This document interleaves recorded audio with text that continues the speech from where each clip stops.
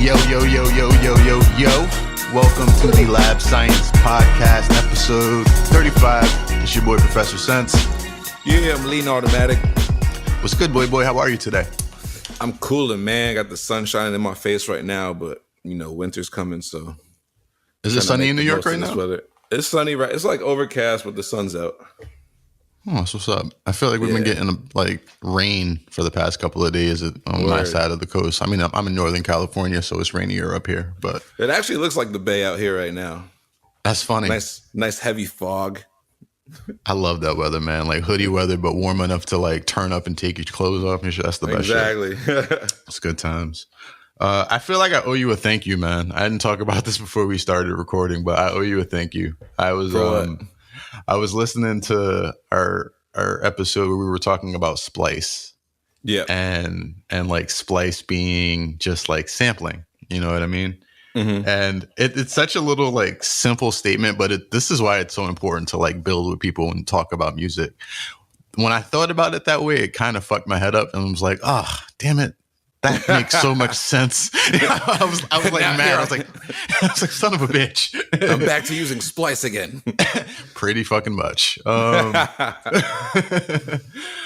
it's interesting how like my logic on not using it was, oh, you know, it's less creative somehow than chopping samples from records to chop samples from musicians. Right. Like when you think about it that way, it's silly, bro. Yeah. Who'd you shoot? What's going on over there? You can hear the sirens? Absolutely, fam. You better get low. It's Brooklyn, baby. That's what's up. Nah, but yeah, I mean, you know, it's not like the musicians know what they're recording for. They're just like riffing in the studio and they got good quality recordings. One thing that like kind of could mess up your sampling process is like, you know, let's say you're editing with really high quality one shots and like, you know, any other instruments that you have previously recorded and you go to sample a record or something and it just sounds like shit. You know, you got to do that much more work to get it on the same page, like the same integrity as the rest of your sounds. That's really true. Sometimes I liked having like lo-fi or low fidelity samples because it made, you know, like your drums sound higher quality. You know what I mean? Like the contrast, but yeah, totally. Especially when you're trying to like mix things later and mix it for like laptops and smaller speakers, you want to start with the clean signal and then remove stuff that you don't need to get there first. Like having it lo-fi first, it gives you less to play with, and sometimes you just don't have the frequencies you need from the jump. You know? Yeah, exactly. I mean, we could make things as dirty as we want as long as they're clean in the first place. It's such an important thing to do it. Like it's an important way to switch the process, but it's true. Like I never really committed to clean then dirty. I was like, fuck it can be dirty up front, but that's a huge part of it. Another part of splice that I gotta say, at least for me, is really cool. It's the frequency of updated drum samples. Yeah. For me, one of the things that I struggle with, just because I like certain eras of hip hop and certain eras of music, the sound of the drums and rap changes a lot. Like it kind of dictates everything. And this platform allows you to kind of see where the current climate is in terms of drum sounds. Yeah. But it's also one of those things lately, man. We're going to talk later about like refining things and trimming things down. That's really the main focus of the episode. But I'm about to like clear my entire library of sounds and start from scratch, dude. That's like dead ass. Like that was one of the big reasons why I was like, all right, I got to figure out like how I'm going to attack building my library back up after I do that. Yeah. But I hit that point where I was looking at like my collection of samples, collection of beats, and I was like, there's just too much shit here to dig through. I can't even like start. Like I got to start clean. I know, man. So we're going to go there. We'll talk about that later. I want to get into the lab report because there's a lot going on. There's a lot of really crazy shit on the legislative side of things and the corporate side of things. Did you have a chance to hear anything about Sirius purchasing Pandora at all? I did not hear about that, actually, no. It's kind of crazy. That is crazy. Yeah. I didn't even realize it, but Pandora is still like the leading streaming audio provider in the US. But how? honestly, honestly, I'm really glad you said that. When it comes down to like the internet, especially, it's all about timing. Yeah, And they were just kind of first to the party. Obviously Apple Music and Spotify is catching up, and that's why you're starting to see partnerships like this. But Pandora was really doing this at the same time as like illegal Napster was around. it's true. Yeah, So they had that market value that popped in early, and they picked up people from an early point of view. Pandora was definitely a crazy concept, just because as a young listener or performer or DJ, whatever, you're constantly trying to look for new music, and Pandora was just that like shuffle that landed you into something that was so great or something that was just terrible. You know, and that next button would just be such a gamble sometimes. It would just be, like maybe not terrible as in the quality of the music, but just something that I was not looking for at all. Yeah. That's true. Especially like I remember being like in the late college days introduced to a lot of new electronic music that way. And like a lot of genres that I never ever want to hear again. Yeah. But a lot of things that resonated. Like I got into disco house pretty heavy around that time, probably due to just being on Pandora and going from an 8-track song to something else and being down a wormhole. Yep. But yeah, to summarize for folks that aren't aware, Sirius XM is a satellite radio station. They're going to acquire Pandora in all stock transactions valued at $3.5 billion. Yeah.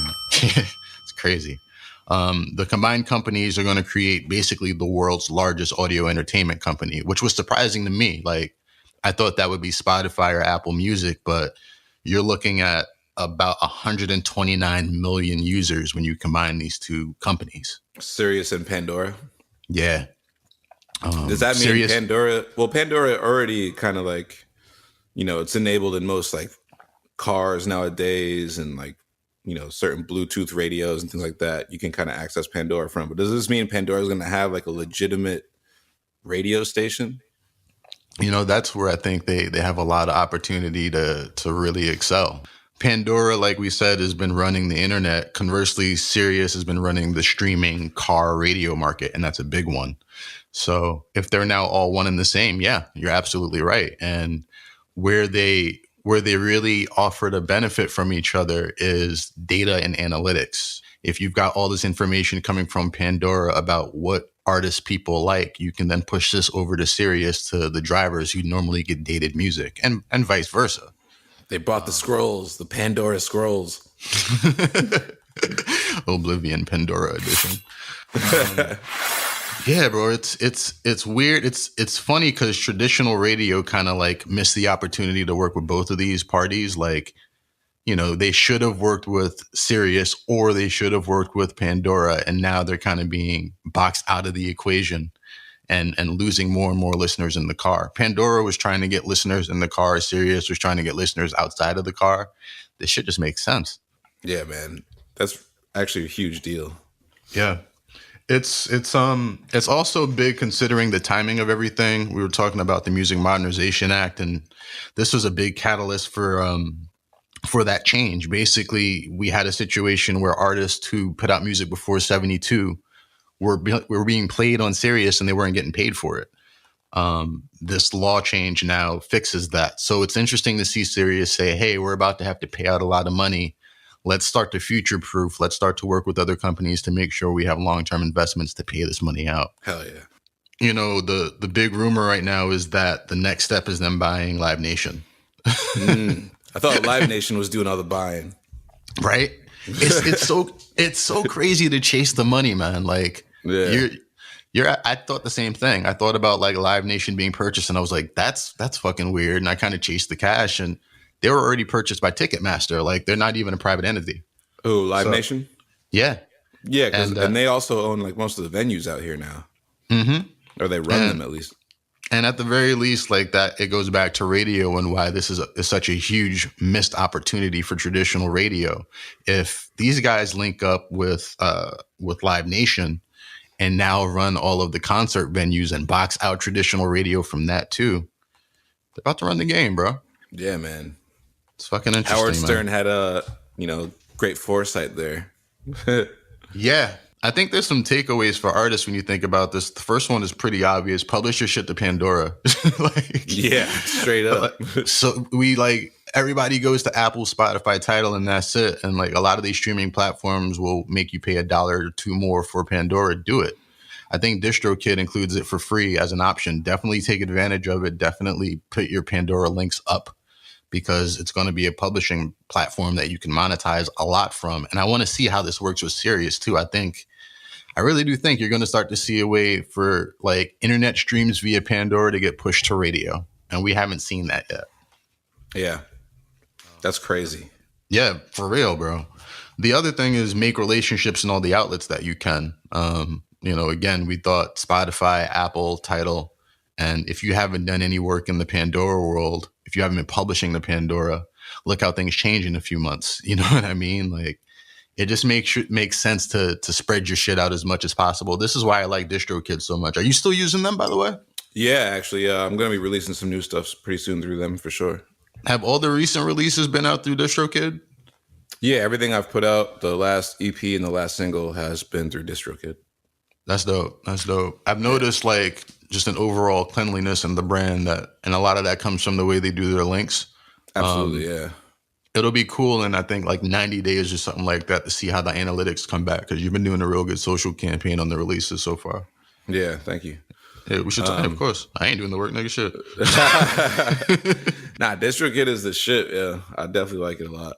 I would love to pick your brain just about how the campaigns have looked and what you've been doing after a couple of months. Once you get the data back, that would be cool. Yes, sir. So moving on in the lab report, did you see this fucking FL Studio controller? Yo, I did see it. It looks dope as hell. I'm super impressed, and I don't even use FL anymore. Yeah, I don't use it either, but it looks cool as fuck. For those not in the know, Akai is releasing a new controller called the Fire for FL Studio. First of all, kudos to ImageLine for doing what they're doing with FL Studio. Shit, in the past year, they bought it to Mac, and now they're getting, they're getting that response from the media that makes companies like Akai want to make products for it. Native controllers and having a dedicated controller for a DAW is super, super powerful, as I'm sure you know as a push owner. Oh, absolutely. I mean, just even with the first time I saw the push controller, I was just like, what the hell is that? Mm-hmm. And I need it. The what the hell is that factor is really important. The layout on the push, the layout on things like Machine, and the layout on this, they're native to the software. Yep. So if you're not a push, if you're not an Ableton user, for example, you look at a push and go, damn, what the fuck is that? And it makes you want the software more. Same thing for this. I'm looking at this, at the layout on the controller, and it looks like the step sequencer in FL Studio. And if I don't know what that looks like, it's super intriguing to now find out what FL Studio does. Out of the box functionality. Yeah, it's super plug and play friendly too. That's a very good point. It kind of reminds me of it. Looks like the APC 42. The 42. I don't remember the 42. The 40 part 2, like the second one. Got it. Got it. I was like, the 42? What the fuck is the 42? What are those two extra buttons for? It's amazing. Yeah, bro. I think the physical layout of it looks really cool. It's not velocity sensitive. I thought it was. Is it not? Nah. The buttons aren't velocity sensitive. But guess who doesn't care? Trap producers. Oh yeah, no. Like that's 97% of FL Studio users, so I think they'll be fine. No, it's super powerful, man. Native controllers in general, they speed up your workflow a lot, like you were saying. I think it's cool. They've got a chord mode, they've got a melody mode, there's a drum mode for making beats, there's a performance mode for triggering clips. Do you see FL Studio maybe going into the live performance space? I mean, that really depends on the producers, because the only reason why Ableton is both now is because of people like hacking the program and trying to do both with, whatever they had. Yeah. I think it depends on the FL producers to like have that drive to try to do something live instead of just kind of like producing from the back end. I feel like it's the natural progression. Yeah. Everyone is using FL, and all new producers are starting with FL. And for people to really rise and hit the cream of the crop, live performance, we've been talking about it for a week. We've been talking about it for months, but Yeah, live performance is going to be where it's at going forward for a lot of these guys and girls. So it would make sense that if there is an option to use what you have already and what piece of software you're comfortable with already, people are probably going to gear towards that. I don't know. I don't know if FL is stable enough to put on stage yet. yeah. I mean, like I said, it's been like maybe 10 years since I've even opened up the program. Yeah. So I don't know what their crash reports look like as far as like live usage is concerned. I mean, obviously Ableton Live has it, does crash at times, and I've been in super tough situations where it has crashed live, and it's frustrating, but we work through it. I'm interested to see what FL Studio has to offer as far as those things are concerned. Yeah, that's cool. You can apparently chain 4 of them together and make like 8 rows of 32 pads each. Jeez. Which is that's just stupid. Yeah, like I want to make that now. Just make a bigger controller. Yeah, obviously the push at 64 pads. I'm looking at. Mm-hmm. So, I wonder if it can be hacked for other fucking software, bro. I mean, if it's MIDI, then definitely. Even if it's Python, probably for Ableton too. So I feel like now it kind of validates itself a little bit more. It's $200. I think it looks cool. We're going to link to all of the current articles on it. That's a great price point. It's Akai always does that. I feel like they some of the knobs might pop off, but they'll still work. Yeah, definitely. But you're not going to buy replacements anyway. They kind of want you to like dress your controllers up. They have like all the knobs and things like that, macro knobs. That's a good point. I still I bought the APC 40 back out of the collection, like the first one. Nice. And it still works rock solid, no problems at all. That shit was cheap and fucking awesome. One of the best investments I've had. Mm-hmm. You can beat a man to death with like 2 or 3 swings. Absolutely. All right, so I wanted to move on, man. There was this weird YouTube video or Vice video I was watching with my wife. We'll link to it in the show notes. But more generally speaking, it reminded me of this topic, and we haven't talked about it, and I'm kind of surprised we haven't. I never even knew this, apparently. Oh, word. Yeah, I had no idea. That's really cool. I'm glad that's actually awesome.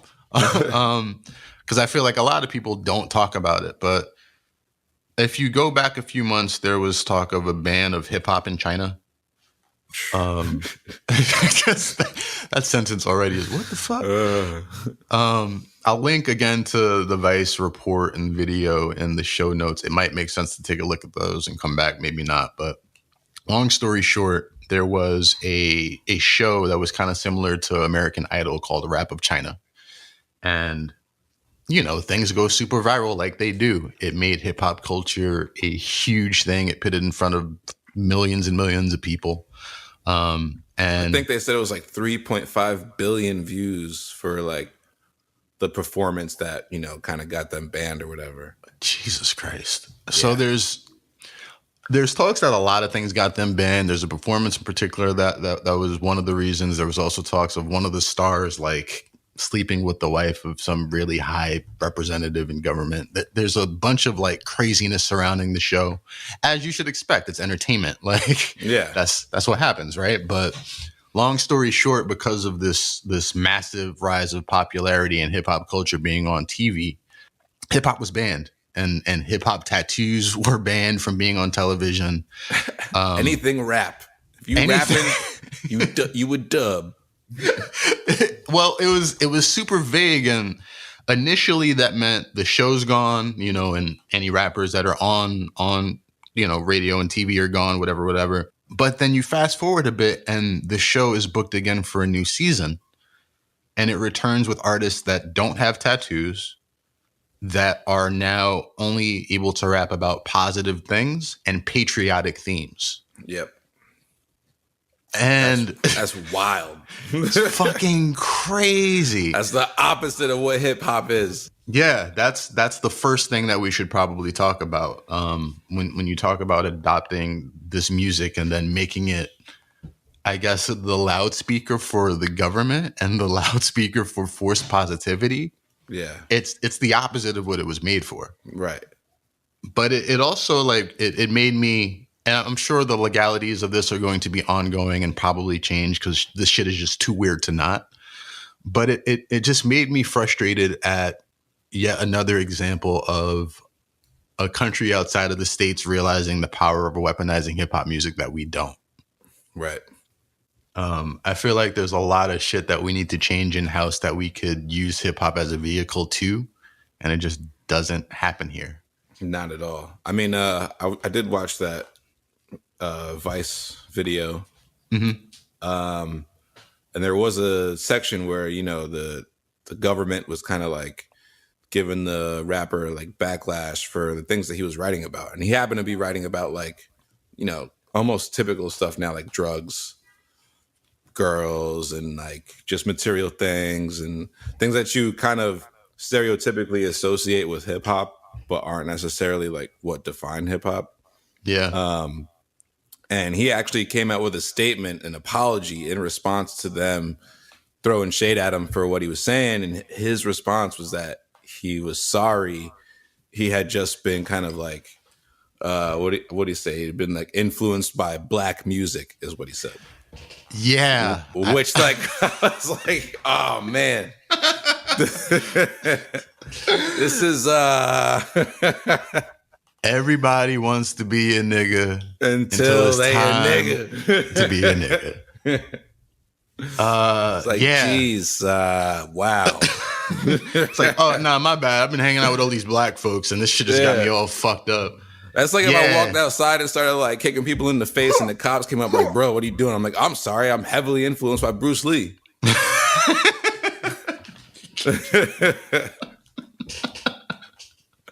I'm just out here whooping ass now. That mental image is the best thing I've thought of in a while. And I am very heavily influenced by Bruce Lee. That's why it's great. That would not be a lie. Right. But no, and it wouldn't be racist either, though. Oh, shit. No, that's yeah.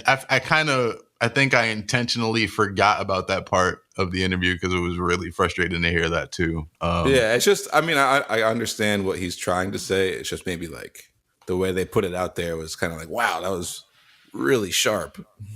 And I also can't, like, I don't understand the pressure that an artist has to go through in a political regime like that. And I never can, you know what I mean? Right, yeah. That is something I will try to be aware of, but it's really frustrating to see like hip hop be the global culture or global cultural thing that it is. Yeah.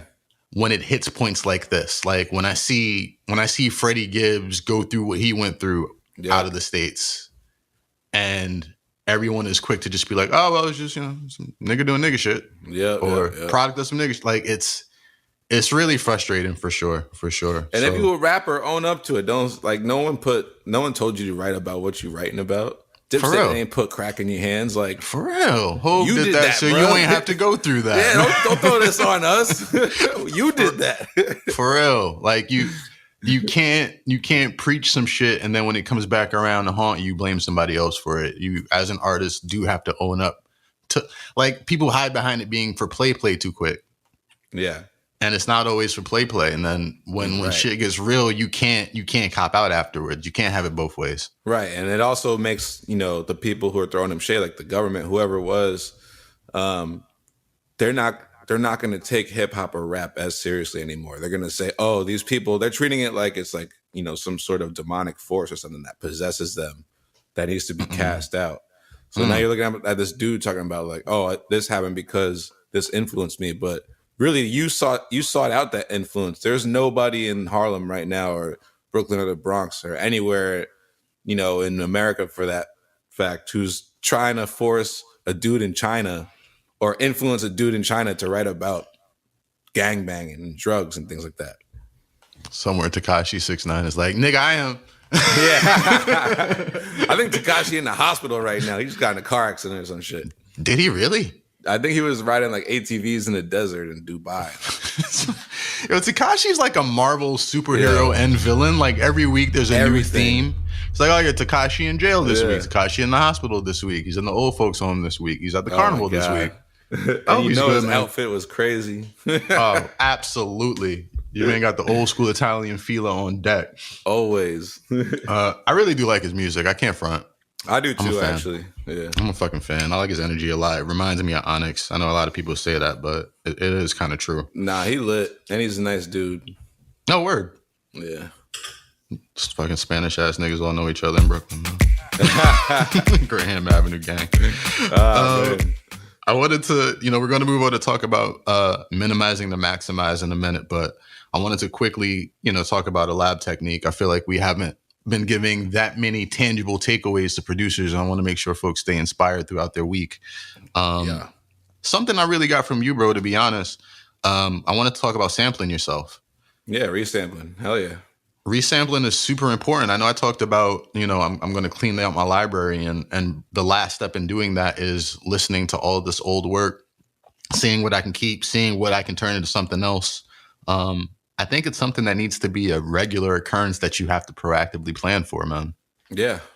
Washing out your closet of old busted beats. You probably got a lot of like sections in there, like, that 8 bars that you could really turn into something. I know it gets like frustrating when you're trying to work on a song and you're like really like this one part and you're kind of like build a song around this part, but it's not always working out. Just, maybe try to resample it. It's, EQ some of the low end out and rework some drums, or opposite, cut out some of the harmonies and rework the melodies, stuff like that. I love the idea of EQing shit before you bounce it when you're doing that. That's actually really cool. Oh, yeah.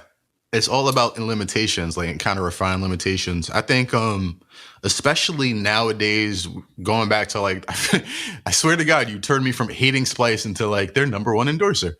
But especially in this era where people are selling like sound kits and also have the opportunity to upload, if you're using Ableton Live and FL Studio anyway, you can upload your sessions and collaborate. Instead of looking at those old unfinished beats and saying like, oh, how the fuck am I going to get through this? Right. You can either bounce it like you were just talking about, find something that's good enough to bounce and move on with, or you can upload it to Splice and then use it as a collaborative opportunity with other people. That's crazy. Yeah. You might have something that's 50% there, and then you put that up there, and myself, Lean, anybody else on the web that's using Splice might have that other 50% that now goes to an artist. Look at the Travis Scott recent album, look at the Nicki recent album, all of these really big selling albums that came out, and all of the producer credits have multiple producers on the songs. Yeah, absolutely. Everybody's in the room. I mean, like, even with some of the stuff that I'm working on that maybe picked up, like, there's at least 2 of us in the room at 4 a.m. So you can imagine, like how many of us were there at 5 p.m. Right. Imagine how much you can maximize on that if, you're taking and a lot of these collabs happen this way. You're taking these pieces and putting them up on a platform like Splice, or putting them in a private group. You can use a shared Google Drive and just share sessions with a couple of producers that way. But the important takeaway really is those old beats, those old stems, those old pieces, that could be cash, bro. Hell yeah. At the very least, it could be creative opportunities. It could be a chance to build with an artist and put some art out. So, I mean, right now, if you imagine, like, most songs are around 2 minutes. Yeah, good point. And most of the song content is based off of like an 8-bar or 16-bar loop that just kind of repeats itself with different elements being taken in and taken out and put in. You could really do a lot with a small sample of your own material. Super good point. And we'll use this point to segue into our main topic about minimizing, but I didn't even think about that, man. This is your DJ ear coming into play. Yeah. Songs are so short. We were talking about Tekashi. Those records are what, a minute 30, 2 minutes 30 tops. Yeah, like Lil Pump's Get It is like a minute and 36 seconds or something. Even Gucci Gang is like a minute and 30, something like that. Yeah, it's 1 verse, 2 hooks, right? Yeah. No bridge, no nothing. So yeah, if you've been making beats for a little bit, and early in everybody makes beats that are like 10 minutes long when they first start. Like they're just too far. They're mad long for no reason. And over time, you start to scale that down. That means you probably have a bunch of like 4-minute ideas right now that you can trim up and have a 2-minute banger ready to go. Definitely. Something to think about, man. So I think that's a perfect segue for us to go into our main topic. And if you haven't noticed in our recent episodes, our show notes are a lot more expanded now. So there's going to be a lot of, I'm going to reference a lot of examples here. Lean's probably going to reference a lot of examples here. You don't have to jot down everything. Just kind of listen, take it all in. You can refer to the notes later. That's what they're there for. But I wanted to talk about just really minimizing to maximize your gains. And I think the key to really moving forward in whatever you do as a creative is at some point knowing when it's time to reduce or when to let things go or when to trim the fat. Oh, yeah. Do you know of the 80-20 rule at all, by any chance? It sounds like a spliff cookbook to me, but it's amazing. 80-20 on the 20 on the hash. You know. So the concept, it's an old business concept, but I mean it's an old life concept, I guess. But that basically says roughly 80% of things are affected by 20% of things. So yes. 20% of the causes will affect 80% of the things in your life. 20% of the positive gains that you do will get you 80% of the money that you get in your business. 20% of, conversely, 20% of the bad things you do will give you 80% of the headaches that you have. That's the whole philosophy. Yeah, now I know what we're talking about. I feel like this is just kind of a way you've communicated the 80-20 rule to me without it knowing it's the 80-20 rule. So I wasn't sure if it was something you'd learn or it's just a philosophy that you kind of go through. But I think, like I mentioned, its principles bigger than music. It's something that you should evaluate in your day-to-day life. And a couple episodes ago, we talked about a calendar and doing a weekly calendar and a daily calendar. And a big part of the first part of that, setting all of your tasks on paper, was me seeing the 20% of things that I could trim out that would get rid of 80% of those headaches. Yeah.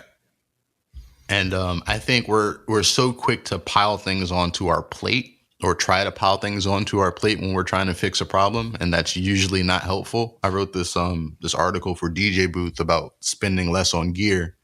And that was something that I really thought about a lot. Like usually as a producer, as a DJ, as an engineer, you sit down and you go, I can't mix this vocal the way I want to, or I'm not mixing enough. I'm not DJing enough. I'm not producing enough. What's the first thing you then do? You think of what I should buy, right? Yeah. Or what I should add to the mix, what I should do differently, what I should learn differently. And so often it's about taking out something that you're currently doing to allow yourself time to better execute what you have in motion. I like that a lot, actually. So I thought it would be really helpful to give some examples. I think you can apply this to everyone, to DJs, to producers, to engineers, and to writers. So we're going to kind of go in order and give everyone the opportunity to think about ways you can reduce in your life. Think about ways you can trim in order to maximize your output. I wanted to start with DJs. The first thing that came to mind for me when you talk about reducing to improve is removing unused tracks from your collection. Yeah, man. As a DJ, yeah, you definitely want to do that. Being in the booth and having too much stuff to choose from, it slows down the process, and I think it allows you to dial it in. Do you agree? Yeah, no, absolutely. Me and a bunch of my friends and I kind of have a joke where whoever's DJing will run up and look at their library list, and if you see a bunch of lightning bolts or question marks or things like that, you don't hear the end of it from us, basically. Delete, shit. Delete that shit out of your library. Bro, I fucking love that. Yeah, we definitely hang time if we catch you with some lightning bolts. I actually got to get rid of some of mine. Bad tracks, bad downloads, corrupt downloads, things like that. Make sure that stuff is way out of your library. That's why it's so good to have a DJ crew and have people around you, man, to keep you in check. That's great. That's really dope. Something else I'll talk about for DJs, just in removing unnecessary gear. Yeah. You were one of the first folks that I spun with. You, Gazin, and you and Gazin really did it first in terms of regularly, where we would be in a venue where you could technically do a 2-deck setup, but it made more sense to do a 1-deck setup. And so you would just bite the bullet and do it. I mean, And trust, I'd rather have two decks any day, but like when you're dealing with other fellow DJs, when you're playing back to back with people, if there's a lot going on, mhm, sometimes it's easier to play internally on one side or play it using instant doubles. mhm. And just more generally speaking, just there's some situations where bringing less of your equipment out makes more sense. Yeah. Um, I always try to keep 2 or 3 different ways to DJ. I usually have like a smaller controller, a modular setup for tractor, and then something that's big. Hmm. And that's why I do that. You know what I mean? Like Yep. depending on where I'm going, it'll dictate what gear comes out. So I think a rule of thumb is if there's something that's unnecessary in your setup that you can take out as a DJ, it might have long-term gains. It might make a lot of sense. Yeah, I So, mean, like being conscious of the places that you're playing and what they have at the location at the venue versus like what you may need to bring yourself. ooh, good Also, point. like I feel like being absolutely prepared. So in this case, it would be like have USB sticks with Serato on it, the time code. Also have like files of music on there in case you're not able to use your Serato or Tractor. Hmm. Um, and then also like have your tracks put through a record box so that if you do get to somewhere and they just have CDJs, like you can still have all your BPMs. Doing stuff like that in advance will dramatically decrease the weight of your book bag when you leave the house, because Real shit. you know what you have to bring and you know what you're not going to have to bring. I don't have to bring two, three, four extra USB sticks. I could just bring the two. I can bring like my one hard drive that has everything on it, and then I can bring a laptop. Instead of like maybe stocking up on extra hard drives, bringing two laptops. A lot of people actually do bring out more than one laptop. Hmm. And sometimes it just gets in the way of just getting the job done. Real shit. Real shit. The last thing I think we'll talk, or I'll talk about before we move on to other examples of where to reduce. We'll move on to producers next, I guess. But minimizing and reducing social media for DJs to improve overall consistency specifically, Yeah. um, I think is super important. We, for the first time, have put this additional pressure on DJs to be public facing. People expect a chart, a live mix, a recorded mix, tweets, Instagram post. You have to be present in so many places. And so often, up and coming DJs will kind of stretch themselves thin. And I think it's a better return on your investment when you reduce yourself to the social media networks that you actually fuck with, that you really enjoy, so you can just consistently put things up there. Yeah, definitely. I mean, that's why I think it's great that you know platforms like Instagram have created all these other new ways to post information that's not just like a picture or video. You can do like your short stories, you can do the IGTV. So you're not just constantly posting like a flyer or, just silly content or like memes or things like that. You can kind of fall back on the everyday, I got to get something on my timeline. And you can do like shorter, quicker things like the stories in IGTV. Real. I do like that. I my fucking iPhone decided to update itself in its sleep like they do. It's like this is bullshit. But I do like that. One of the additions includes them kind of like logging how much you're on social media, and you can like set limits to it. Yeah. Um, so I see people hopefully trending in that direction overall, but it's something you can start to do now. I set a limit to mine, man. As soon as I saw that option, I was like, damn, that makes a lot of sense. So Yeah. I hope it'll just keep me off of social moreover, but I also hope it'll keep me more consistent, just kind of trimming things down to just what I like. I like Instagram a lot personally. That's my platform of choice. So the next few weeks and months for me is really kind of looking at which accounts to close. I might be closing down some of the Lab Science Facebook side of things just because I like Instagram so much. Yeah. But we will see how that goes. I want to move on to producers. Again, we're talking about things we can reduce and minimize with the goal of maximizing your output. And this is something we preach a lot, man, but I'll say it again because it's worth repeating. Using templates to reduce your startup time is a huge game changer. Oh, yeah. Absolutely. I think you want to minimize that time that you spend scrolling through 1,000 sounds every beat. You know, you go through your drums and Oh my god. that shit drives me crazy every time. But it kills a couple of minutes, and it kills a couple of really important minutes. The most inspired I am personally is when I'm like, oh, I want to make a beat. Like when I first get that spark. Yep. And if I then spend the next few minutes, I lose that energy. I lose a lot of that energy until I can keep going. So I start with templates, man. I didn't always. It's something I've been doing for the past year and a half or so, and I find that it really helps. I mean, I do the same thing. I have a track for just kick drums, snare drums, and hi hats. That's my new file template. Dope. So I got like maybe 40 kicks, 80 snares, and like 30 hi hats ready to go. That's dope. That's dope. Yeah, it brings you back to the hardware days of just loading up all your drums on your sampler and having everything ready to go. Right there, yeah. And then, you can work your way through the song. And if you want to change sounds later on, you can just kind of move your MIDI information around. Right. But at the very least, you've gotten started already. Yeah, the information's there. The patterns and things like that are laid out. That's real. That's real. The next thing I wanted to talk about for producers in terms of reducing, what I mentioned kind of at the top of things, archiving your unused samples and your plugins. A lot of this shit about moving forward is clearing your field of vision. Yeah.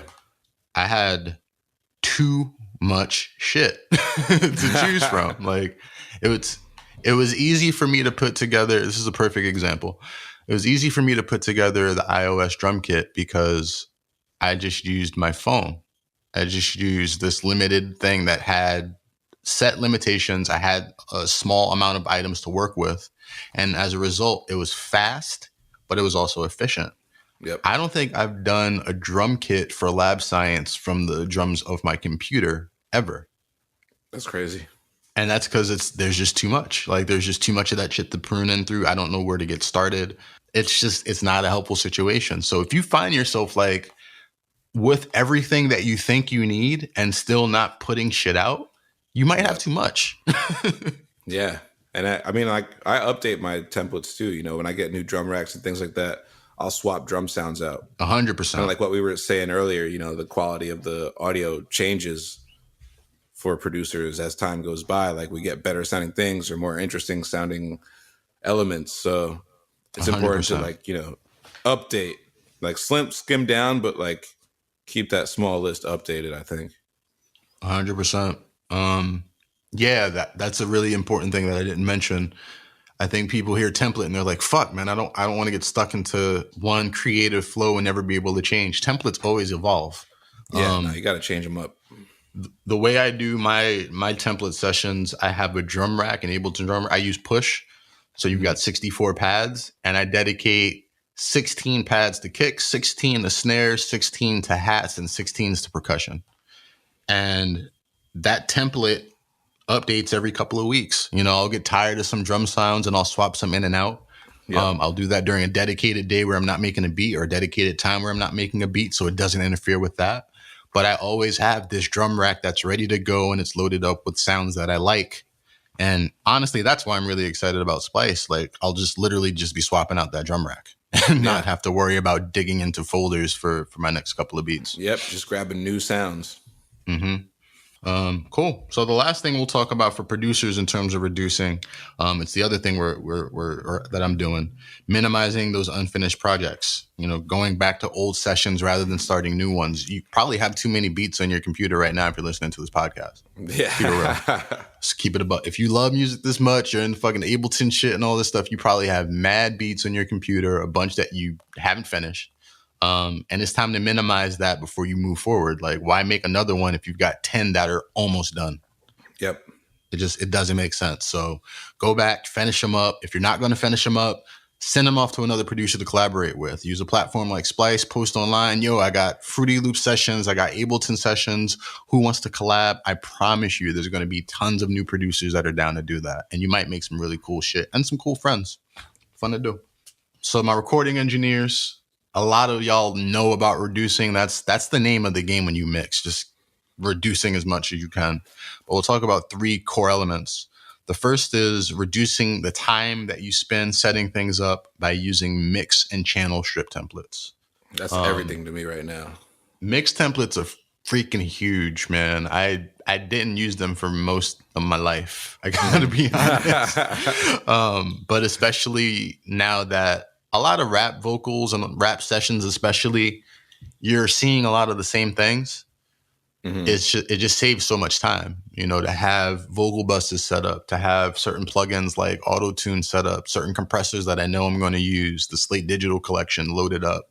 I don't have to think about dialing in half of the plugins that I use on a day-to-day because they're in a channel strip template already. One thing I do is, I'll save effects racks for mixing. One for a kick drum. I have a kick rack. I have a snare rack. I have a hi-hat rack. I got a vocal rack. And then I have like a master bus rack, kind of like templates that I created. And then I kept using a lot of similar instruments like a grand piano and things like that. So I went ahead and made one for a grand piano, like Lean's grand piano, Lean's kick drum, Lean's snare drum, Lean's things like that. And they kind of, I obviously have to adjust once I apply them. But it kind of like gives me my own sound now also. So when I put out multiple tracks and you're hearing like nice clean mixes of very different songs, you can say that's like definitely a Lean style mix. That's probably giving you, it's not probably, I hear it. I'm fortunate enough to hear these tracks as they get made, and it's part of what gives you a sound. Yeah. I know and fucking love your sound. You have like a color. I can close my eyes, hear your shit, and there's like a purple green that I see. It's like, it's there. It's fucking weird, but it's yeah. And that's, a lot of that is the result of kind of using the same timbre, using the same, you notice you use pianos often. So you made your piano, you're making your strips that end up giving you a color that's unique and distinct. I'm not going to give away your EQ tips and EQ secrets, but I've looked over your shoulder and seen some of the notch filtering things that you do on EQ. And I'm like, yeah, I've been doing that a lot lately, I see. too, especially with some things. I think it contributes a lot to your tone, man. There's things you do on your EQs that I'm like, that makes lean. Yeah. I try to get rid of those irritating tones, man, those frequencies that like, they're either peaking, especially in like some snare drums. Some snare drums, some like higher end like keys and things like that. The piercing I can't stand. No, that's real. It's terrible on earbuds too. Yeah. So the next thing I'll talk about for kind of reducing for engineers, and this isn't technical at all, but just in the state that the industry is in, it's time to reduce your target audience and niche down. So many studios try to overachieve and do too much. And the studios that I'm seeing that are successful are the ones that are finding their target audience and going at that full force. Yeah. So instead of being, the huge new, unless you have clients already and you've sustained this model, obviously this doesn't count for you. I'm talking mainly for engineers that are looking for newer work and for newer venues to work out of. If you're trying to get every kind of client, you're casting too big of a net. Yeah. I did vocalmixes.com, for example, because my experiences with vocalists who record home vocals, DIY vocals, specifically podcasts and rappers. That's my target audience. That's where I can market all of my social media. That's where I can target all my ads. And it just gives me subconsciously, that's what your gear is based around, That actually goes into the third thing that I wanted to talk about reducing. So we'll bring it in right there. Minimizing your dependence on hardware. I didn't need a bunch of shit. I don't need a bunch of crazy hardware because the audience that I'm working with and the client base that I'm working with doesn't require it. Means less headaches. That means less electric bills. That means less shit to learn. Yeah. It's all about using, the 20% of things that give you the 80% of your output. I use a really high quality audio interface, a couple of controllers, Pro Tools, and plugins, and I'm good. That's the way to do it. Word. So we're almost out of here. I wanted to give some love to our writers, and we'll close things up. Writers, I think, have the benefit of really being able to reduce and get huge gains. The first thing that I'll talk about is writing lyrics to drum loops and simple loops instead of writing lyrics to full beats. Yeah, I mean, I write lyrics like all day, every day, Yeah, without music at all sometimes. Or if I just have something in my head, I'll write it down. And then, like, before I know it, I wrote like 12 lines. I'd rather be writing to music, but sometimes you just got to get something out of your head, you know?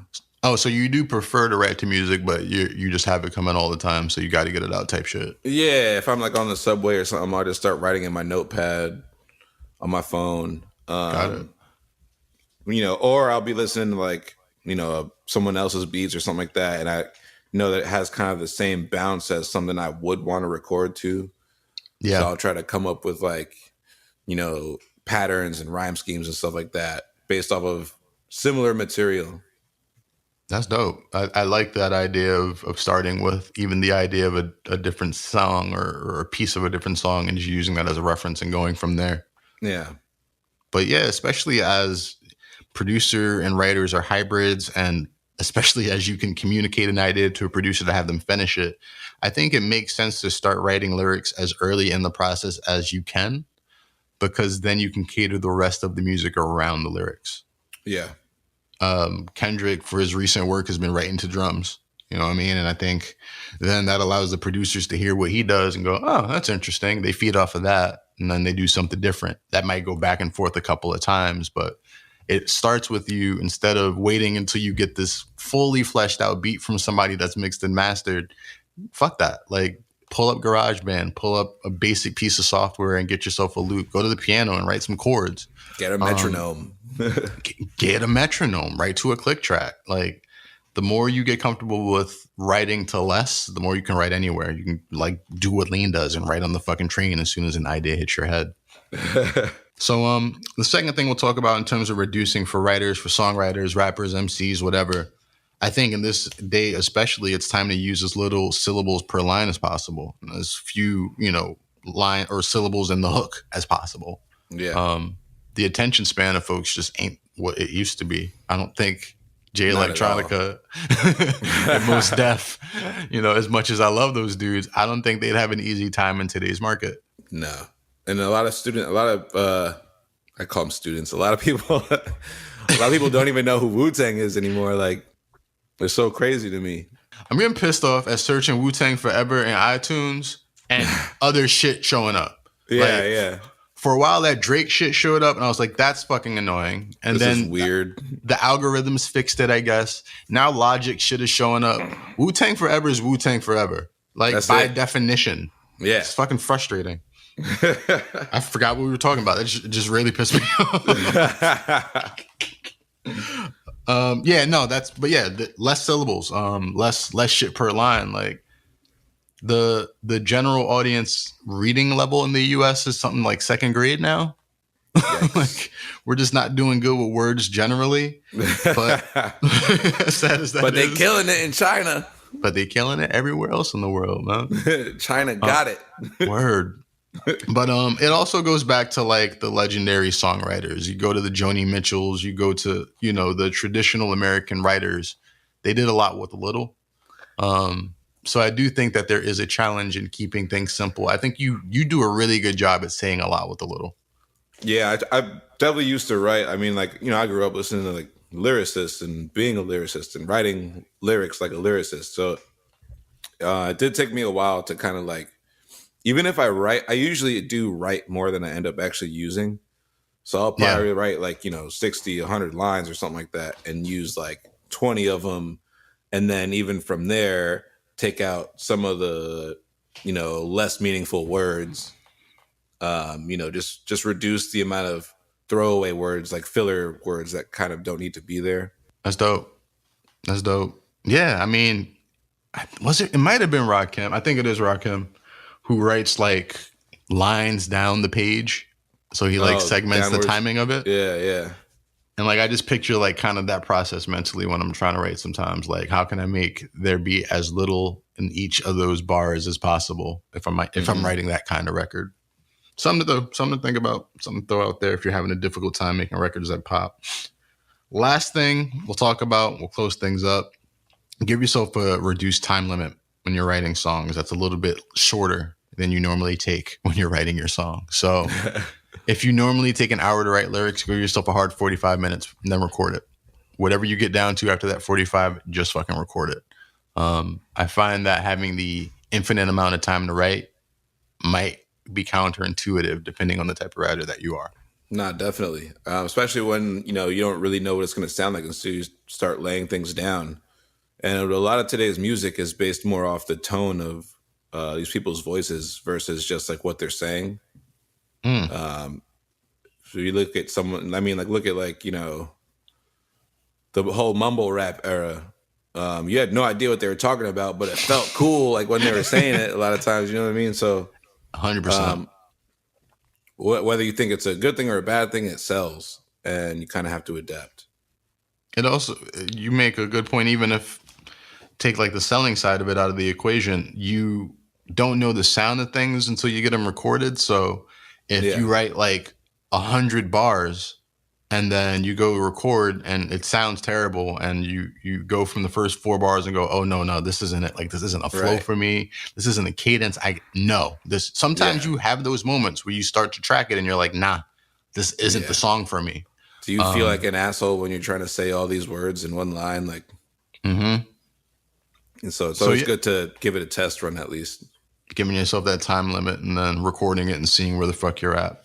Yep. So that's reducing, man. I mean, I think we've given everybody a whole lot of things to think about in terms of getting stuff off of your plate a little bit in order to move faster forward. Until next week, I am Professor SentZ. Yeah, I'm Lean Automatic. Always a pleasure, sir. Peace. Yes, sir.